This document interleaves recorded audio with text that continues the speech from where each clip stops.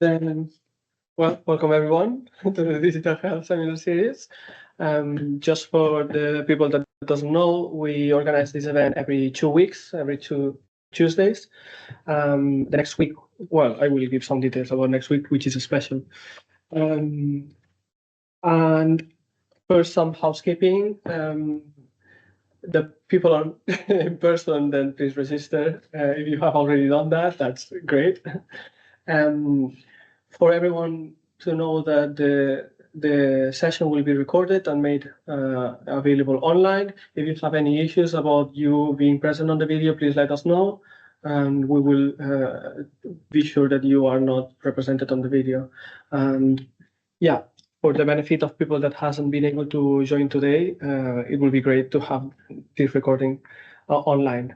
If people is online, please mute your microphones during the presentation. And about the questions, we will have time during the session to have questions, and you can also feel free to keep some of the questions from the question and answers sections if you are online, or just mention in the chat, and some of us here in person will be able to read the questions. Just a bit of an advertisement about next week event. Next week we will be organizing a festival of digital health, which will be part on 5 different universities around Bristol, organized by the LEAP Digital Health Hub. And do I have a slide for the next event? Yeah. And next Tuesday is a special Tuesday in which we will also have 2 speakers for the seminar series. Then it will be also online. Then feel free to register and join next week. And today we have Niall Bourke from King's College London, who is going to talk about ultra-low field magnetic resonance imaging in low-resource settings. About a little bit of bio about himself. He is a research fellow at the Centre of Neuroimaging Sciences in King's College London. He is currently supporting a global network of clinician researchers across Africa and South Asia, funded by the Gates Foundation. He is also offering consultancy on medical legal cases, translating complex neuroimaging findings into clinical meaningful interpretations for use in legal and medical contexts. And a bit of more past background, he holds a PhD on social cognition following traumatic brain injury, and he has also collaborated in some research work about neuroscience in Imperial College and neurodevelopmental studies at King's. Then, yeah, without further ado, let's welcome Niall. Thank you for the introduction. Yeah, so just to give a bit of, well, I guess I had a bit of context in my background. So I come from psychology originally, and that was my undergrad. And then through my PhD, I was embedded within a neurology service. So I got quite a lot of clinical experience there, working both clinical trials, but then also through that role there, I kind of got a bit more involved in some of the more technical aspects. So a large part of my work now has become about automating analysis workflows. So working with various different partners to try and scale up a lot of the work that's done. So instead of having to reinvent the wheel every new study that's up and running, and try and wrap what we're doing to then be able to share amongst multiple different studies. And a large part of this is all kind of clinician and site driven, so getting feedback about what we're doing, what's required, and trying to build in the tools and features that are required. So I'm going to specifically talk about the project I'm involved in at the moment. So this is ultra low field neuroimaging in the young, the Unity network. It's quite an exciting bit of work. So all of our clinical research sites are based around Sub-Saharan Africa and South Asia.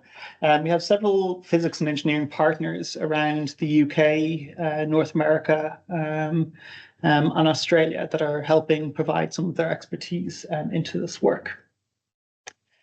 So we are under the brand of Maternal, Newborn and Child Health within the Gates Foundation, and specifically a subsection called Discovery and Tools.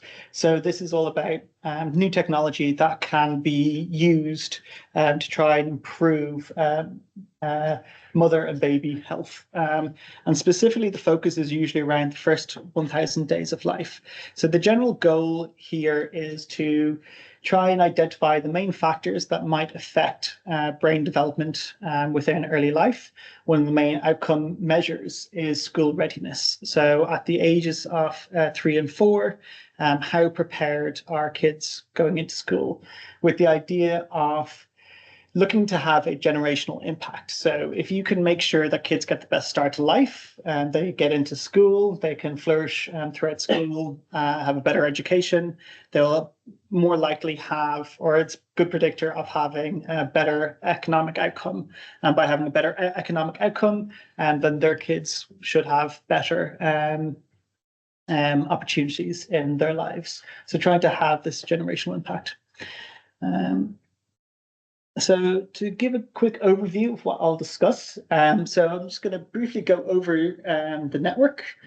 So part of that is what is the main problem, and the main problem here is inequity. So within the field of neuroimaging and MRI, which is where I mostly sit, there's a huge disparity in terms of access to this technology. And we also need to try and consider what are the main metrics that are actually being measured when we're looking at child development. And then following on from this, we'll go into a bit of detail about what it means to do sustainable global neuroscience. And this ranges for a variety of different things. So sustainability, often people think about, taking a train rather than a plane, or green energy, but it can actually mean a lot more than this. In terms of what is actually accessible, and accessibility is actually a key part of this, as well as education. And then I'll go into some of the preliminary outcomes and work that's being done within this network. So this seems like a very obvious statement that comes from one of our collaborators in Northeastern or Northwestern. But if we want to assess brain health, we need to measure the brain. So most of the metrics used for a lot of global health research in terms of assessing child's development are things around stunting or anthropomorphic measures, such as birth weight, birth length, and things like this. And clearly these are not good measures to predict a child's brain development or their cognitive functioning as they get older. But one of the main barriers is actually the ability to measure the brain in the vast majority of the world. And this is particularly striking considering within the first few years of life, the brain doubles or even more so in size. So there's drastic changes over the first few years of life. So it becomes a challenge in itself in terms of just running imaging studies, because if you miss a time point for a kid, if you get them back a few weeks later, their brain size is already going to be different than what you might have expected from your cohort. But this is something that has been flagged up and has now made it into this white paper driven by the WHO, which has highlighted that measures of brain health is a key importance. And this is what we're working towards now. So this is a infographic that's from a paper from a few years ago that just kind of shows the disparity between access to MRI across the world. And we can see from this figure that the divide here is along what's commonly referred to as the global north and the global south. So quite a lot of the regions in sub-Saharan Africa and South Asia have very low or minimal access to MRI scanners compared to the US and Europe. Try and give a bit more context to this. So Malawi, one of the sites we visited about 2 years ago, had 3 MRI scanners in a country of about 20 million people. Whereas in my department, we've got 3 scanners in our building. And out of the 3 scanners in the country at the time, only 1 was working. So there's huge need in a lot of the regions that we're working with. Thankfully, since then, a lot of the vendors have agreed to support a bit more. So I think they've bought 3 new high field scanners, and they've got 2 of the low field scanners I'll be talking about today. So this is one of the big problems. So these typical clinical scanners are quite resource intensive. They cost about $1 million per Tesla. And a clinical scanner in the NHS is either 1.5 or 3 Tesla. That's for the scanner alone. That doesn't even consider the costs for building a shielded room for the scanner to go in, having to dig up the street outside to put in special power supplies and cooling units that cost quite a lot. And what we saw in several sites is these scanners might go in, might work fine for about 5 years, and then something goes wrong. And while there's a lot of medical expertise, there hasn't been the same level of biomedical engineering expertise built up in a lot of these regions. There's not the same access to getting spare parts or getting services from the vendors that provide the scanners. So what happens here, for an example on the right, this is a giant magnet, and Sean, our programs officer at the foundation, is holding up his belt up to the magnet, and it's just hanging there. Just kind of showing that the magnet's not actually on. So it's essentially useless, just taking up space in already overcrowded hospital. So one of the solutions and partners that we've had, we look at maybe smaller, more portable MRI scanners. So this is one that's outside of King's College Hospital. And this has been kind of quite a useful portable resource within the UK for the last few years to help kind of account for overburdening within imaging facilities, but we can do better than this. So this is quite a neat new portable MRI scanner called the Hyperfine Swoop. So we've been partnered with this company for the last few years, and we've seen quite an exciting evolution of the technology. So this is truly a portable MRI scanner. Currently, it is head only. And that's where our focus has mostly been. So we have 55 of these scanners. I believe 50 of them are now deployed out into the wild across multiple different sites that we're partnered with and using this technology. And it's quite incredible. I don't have the picture here, but our program officer has a picture of his 5-year-old with an iPad running a scan on his 2-year-old. So it's a very accessible, easy to use piece of equipment. And just to show the contrast between what a typical 1.5 scanner in the NHS versus the Hyperfine would be.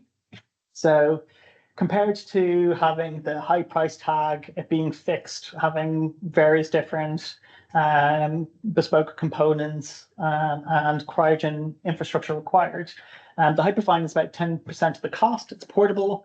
There's no, all the software is included. No cryogen is required, so you don't need liquid helium, and you don't require a shielded room, although it does help, or at least minimizing the electrical interference helps. But it deals with electrical interference quite cleverly. So there's little kind of rectangle packet like boxes that look like cigarette packets all around it, and it measures the electrical signals within the room and can remove that from the scans itself. So quite clever. And what's amazing is it runs off about the same power as an espresso machine.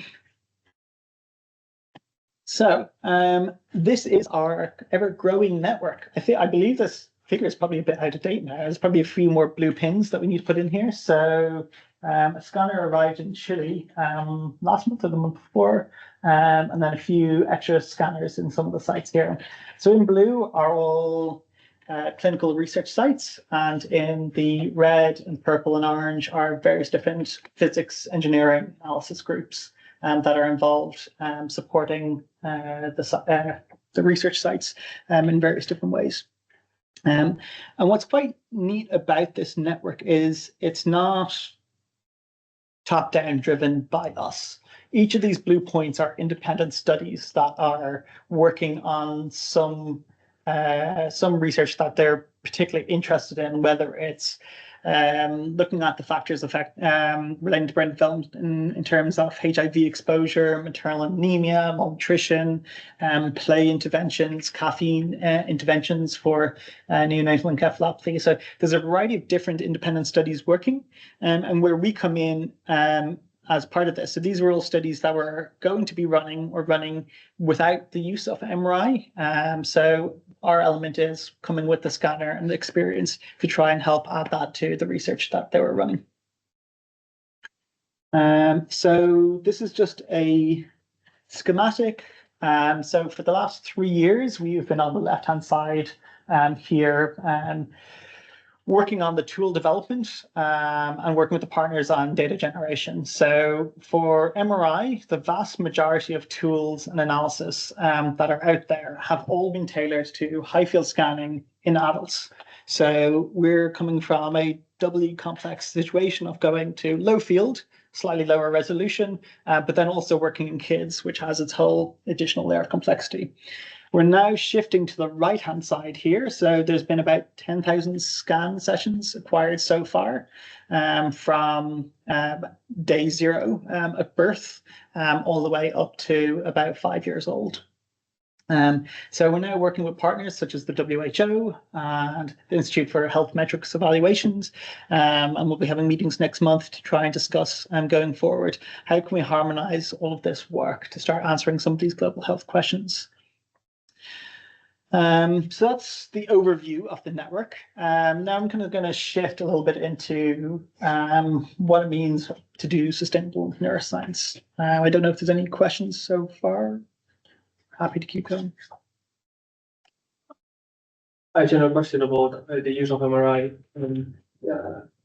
Can you have any amount of MRIs done, or is it some limitations of who should have one done? Yeah, that's a good question. So about the use of MRI, how often you can have MRI and any restrictions. So they are giant magnets. So metal is quite an important feature. It doesn't involve any ionizing radiation.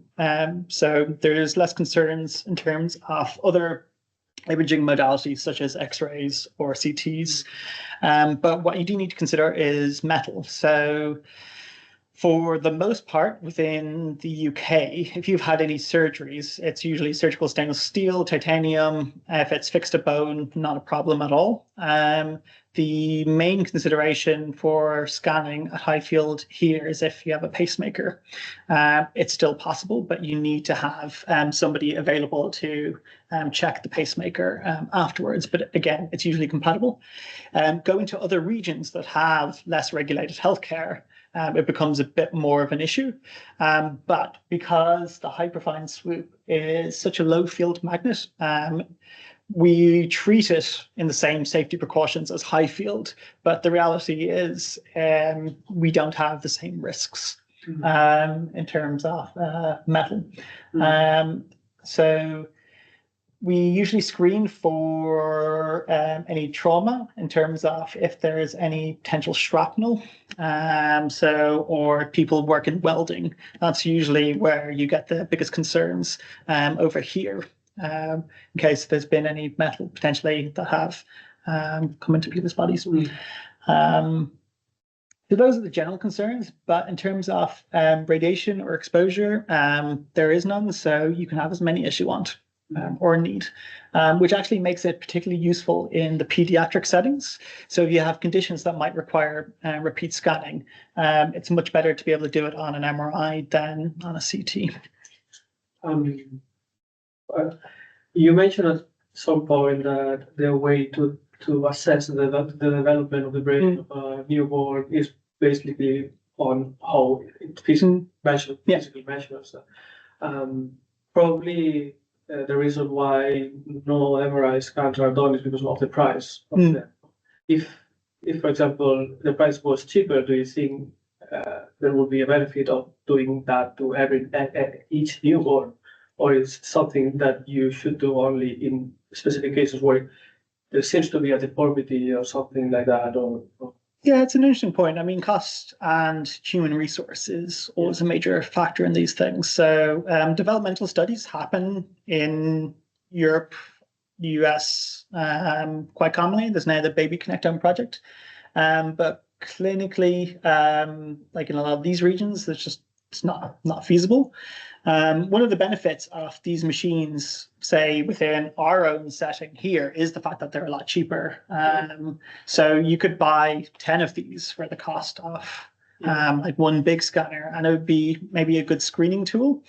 So that's actually one of the studies that's running at King's at the moment, is scanning every patient that comes through a neurology service on high field and low field to do machine learning abnormality detection.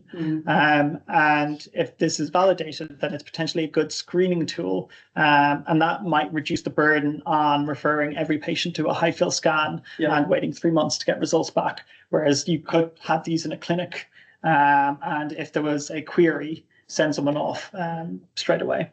But it's always done if there is a suspect of, or maybe a trauma or something like that. So in terms of the sustainability angle, it was clear when all of these scanners were being cited a few years ago that we had absolutely no idea what was important or relevant to each of the partners here. In terms of even just getting the scanner into the hospital, there's been a few cases of needing to knock down some doorways, and also dealing with a variety of different challenges that were unforeseen. So in Malawi, just coming out of COVID lockdowns, they had one of the main hospitals in Blantyre had a huge storm and mudslides, and mud was literally just being cleared out of the hospital as we were bringing the scanner in. There's also other things that we wouldn't have even thought about in terms of, say, iron-rich sand. So this ferromagnetic material that could interfere with the machines in a variety of different reasons. There's been a lot of lessons learned. So we've learned a lot about what's important for citing it, what the local challenges might be. For a lot of these regions, they've had no experience in terms of MRI research before. So kind of learning what's the best way to like run educational and training programs. So we have a train the trainer model. So as the network grows, sites that are in close proximity together kind of like join and do kind of joint training together. We've also had, I had a thought there, it's just kind of out of my mind. So we've been learning as we've going along. And one of the common things we keep saying is we're building the plane as we're flying. So we're constantly getting feedback about what might be useful or what needs to be put together. So part of this is about trying to identify what it means for access. So what are the barriers for a lot of the sites in terms of using and operating these scanners, bringing in together these scalable tools so global health research questions can be answered. So as I mentioned, all of this is kind of kicking off around the time of the lockdowns. As part of that, kind of figured, well, we can't go to sites to do training, so put together some videos from how to even uncrate the scanner from the box, how to drive the scanner, as well as some basic like cleaning protocols or quality assurance scanning, as well as patient scanning as well, and made those available. We've worked a bit with Collective Minds Radiology, which is in some ways a social media platform for radiologists, but it's been quite a nice community that we've had where anonymized scans can be uploaded to this like private space, where we have a community of experts all around the world. So people can put up a query saying, is this good quality? Yes or no. Looks like there's something a bit funny. Is this an incidental finding? I'm not quite sure what this is. And there's been a few radiologists or neurologists available to be able to feedback saying, no, this is okay, or yes, this looks unusual, and they should get referred into whatever your local healthcare system is for follow-up. So it's been quite useful. Yes? Can you repeat again about Collective Minds Radiology? Is this a free to use network of people's expertise on radiology? Yes and no. So there is like private services that it has as part of it. But so there's different levels of access. So we have a private instance where all of our scans can go, but there's also a open repository. So you can sign up as a radiologist or as an expert in some fields. They go through some verification process. And then you can be there, you can comment on scans. It's used a lot for our training resources. So people can build up repositories of examples of different types of cases for people to review, and then it can put in like questionnaires or quizzes for students as well. But there are some users that can charge something for viewing their. So I think not included in. So for like if you want to have your own private space, there's kind of various charges and stuff associated with it. Yeah.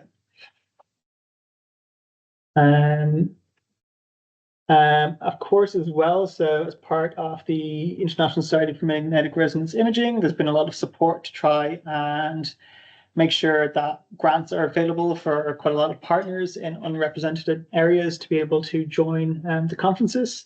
And this was off the back of a kind of a survey that was done and kind of showed for a professional society that claimed to be international, it was very underrepresented in quite a lot of kind of African and South American regions. So trying to bridge that gap as well.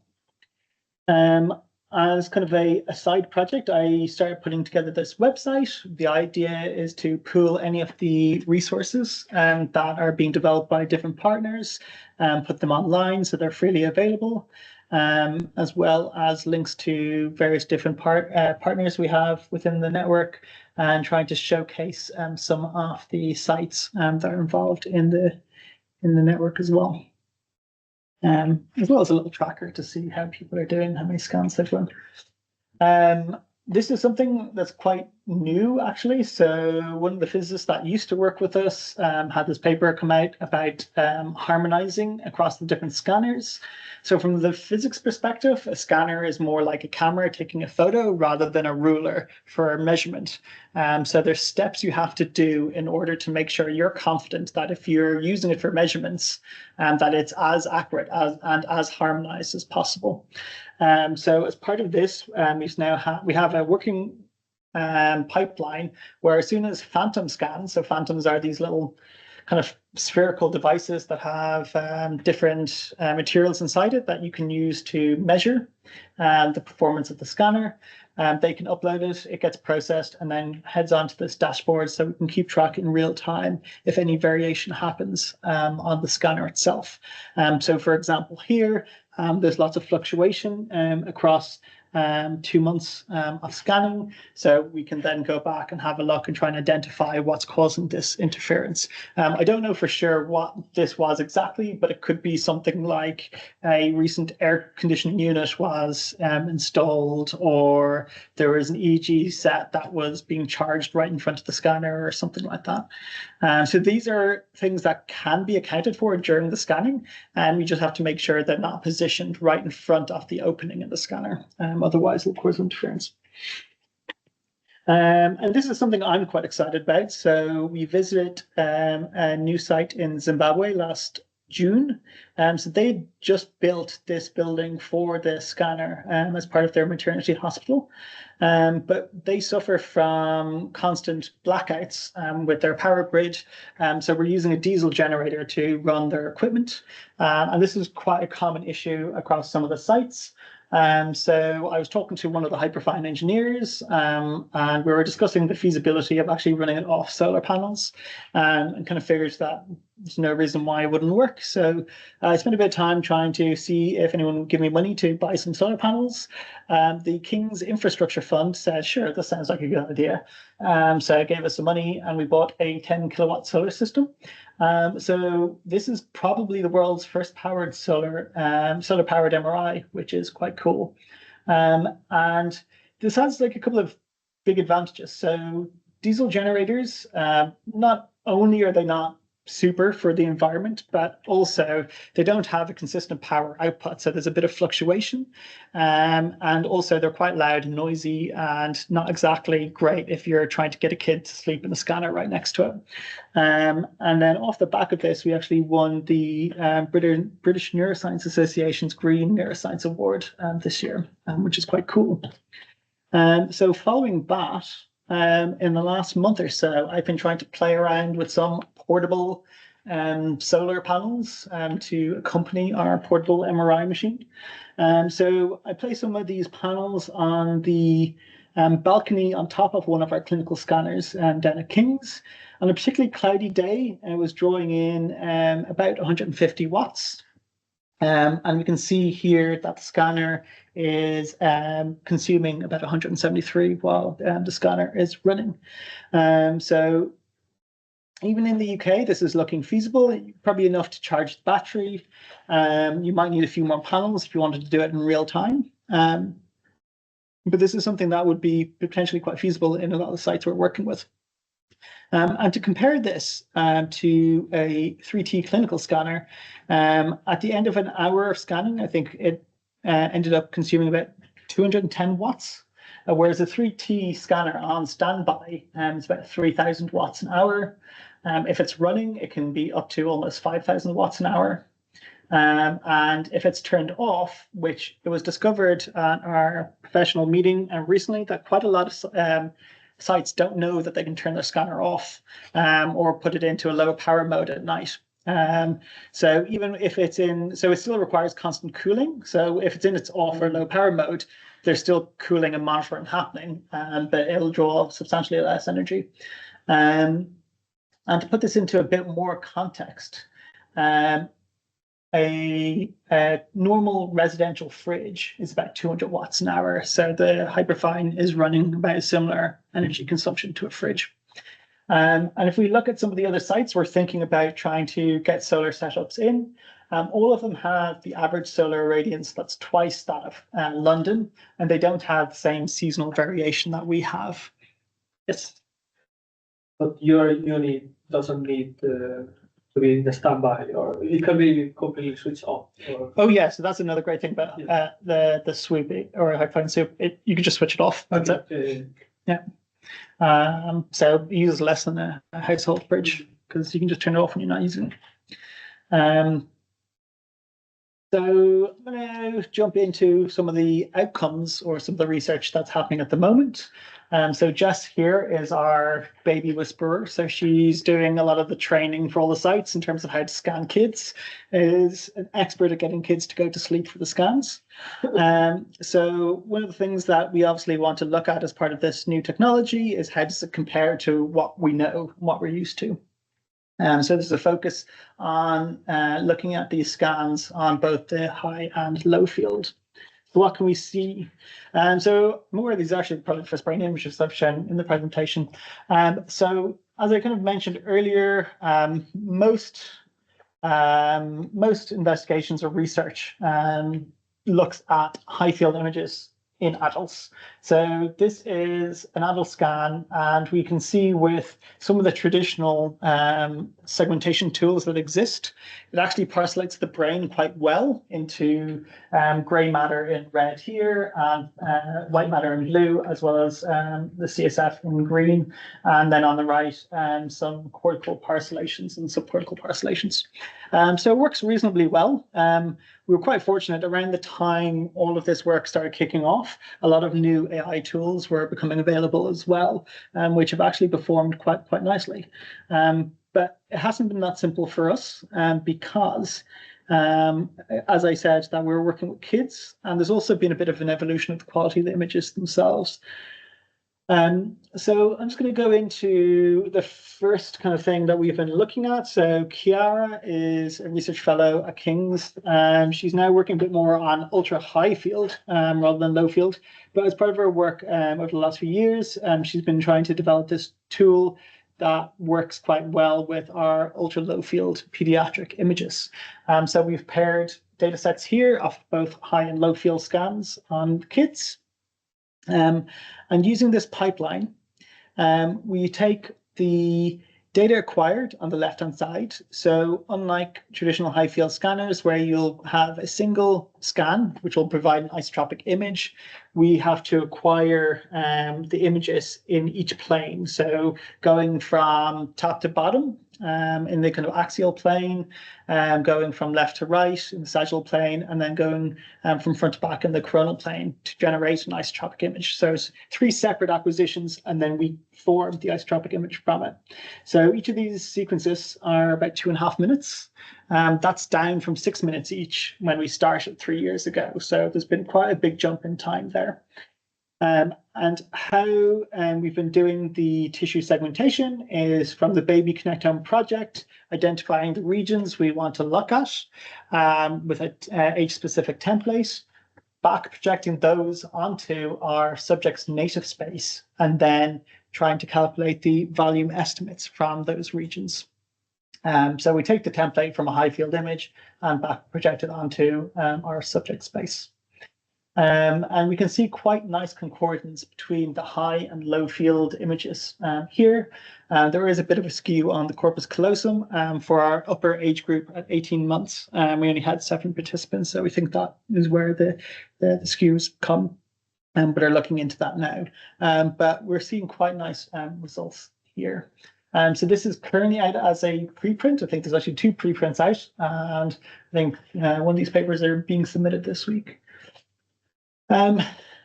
I think everybody has kind of jumped onto the AI bandwagon, so obviously have to bring this up here. So what can we do to improve the quality of the images? We're quite fortunate that we have these paired high and low field images. So we use the high field scans as the ground truth or the kind of desired resolution for the images. So on the left-hand side, we have an encoder that essentially just breaks up the low field images into the smallest, most sensible patterns or features that it can. So it might be the edges of the images, etc.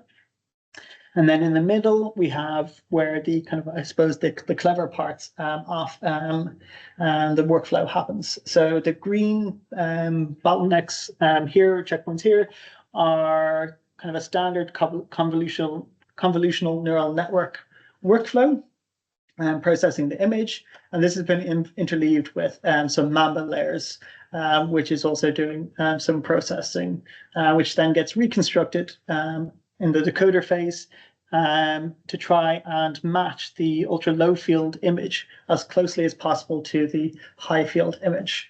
And one of the kind of benefits of this workflow is over some of the other initial super resolution or machine learning approaches that were introduced a few years ago. This seems to kind of address a lot of the hallucination issues that had occurred previously, or the smoothing of pathology that exists. So there's a study now specifically interested in applying this in patients with pathology to see how it deals with these scenarios. Yes. What does the hallucination look like in this context?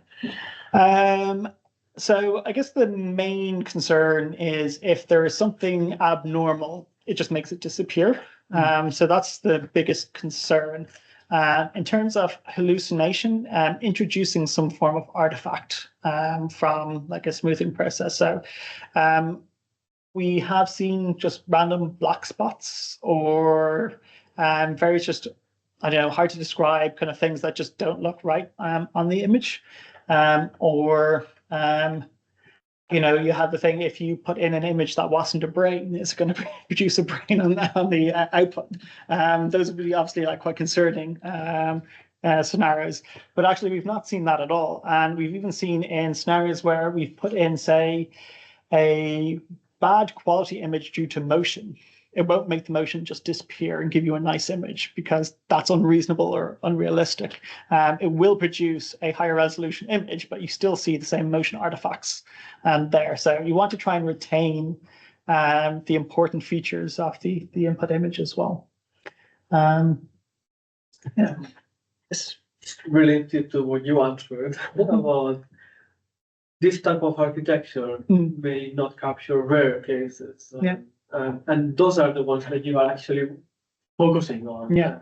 Because if you train with lots of data set of lots of patients, probably most of them will be normal, Yes. which is what the network will learn. What are the features that are important on a normal brain?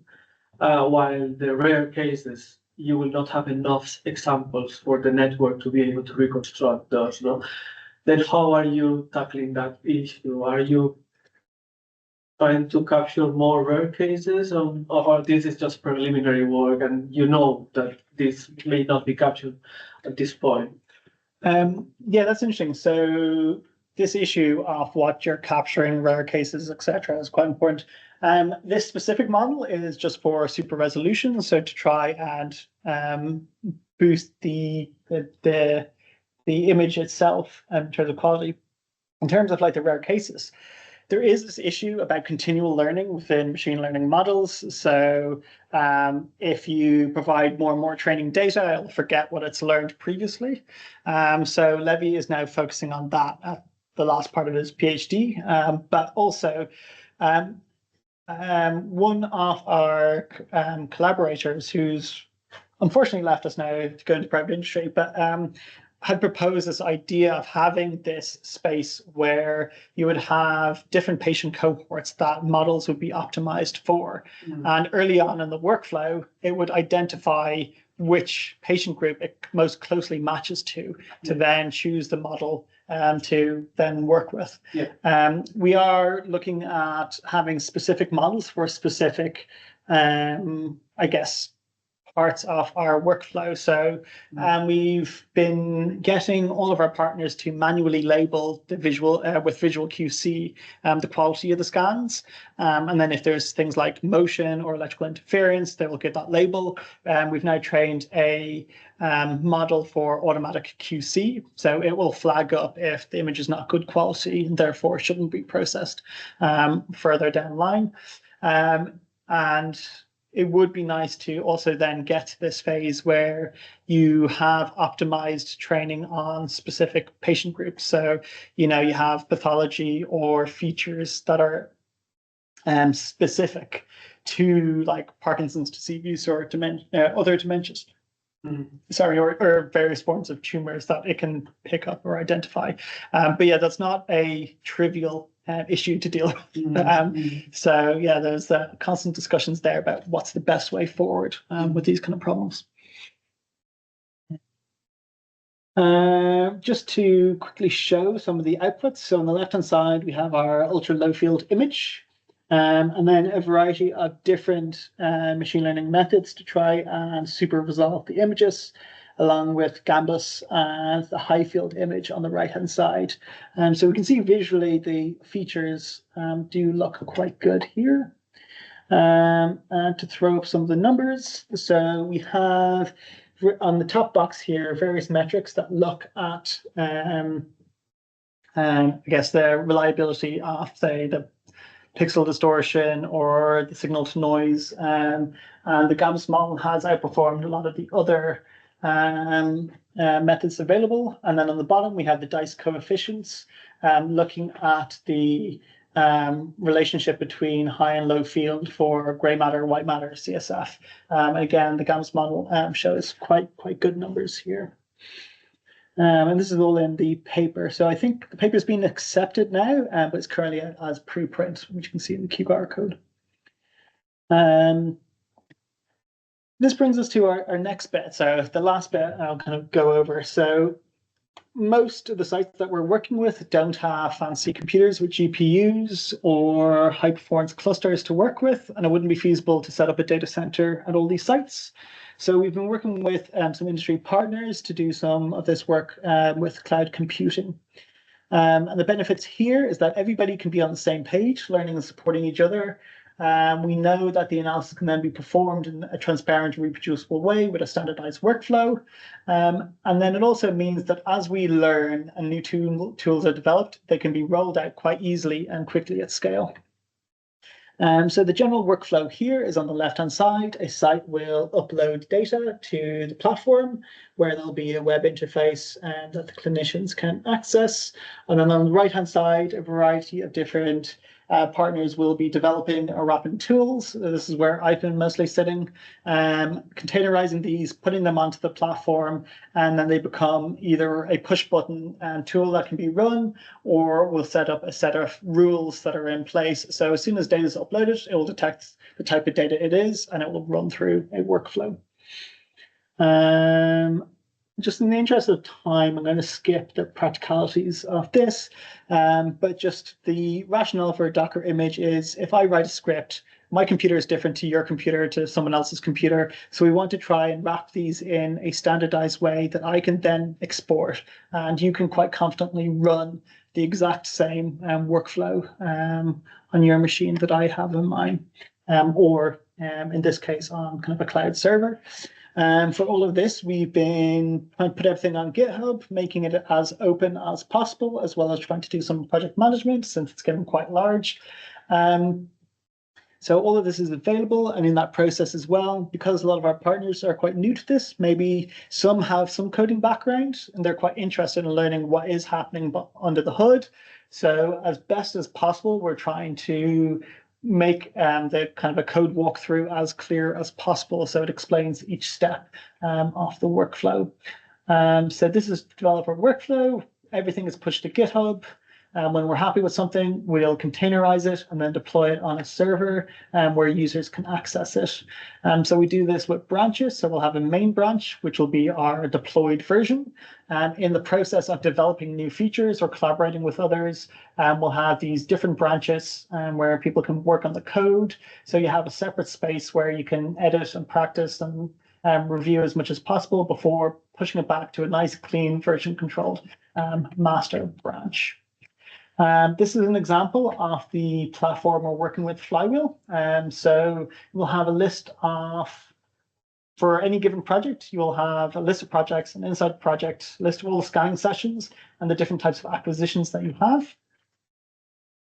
And the workflow for a project, we ask all of our collaborators or partners to input a clear description of their project on their homepage. And this is quite important for down the road. We review the gear rules. So gear is just a module for processing something. So this might be the super resolution step. It might be the brain segmentation step to calculate volume estimates.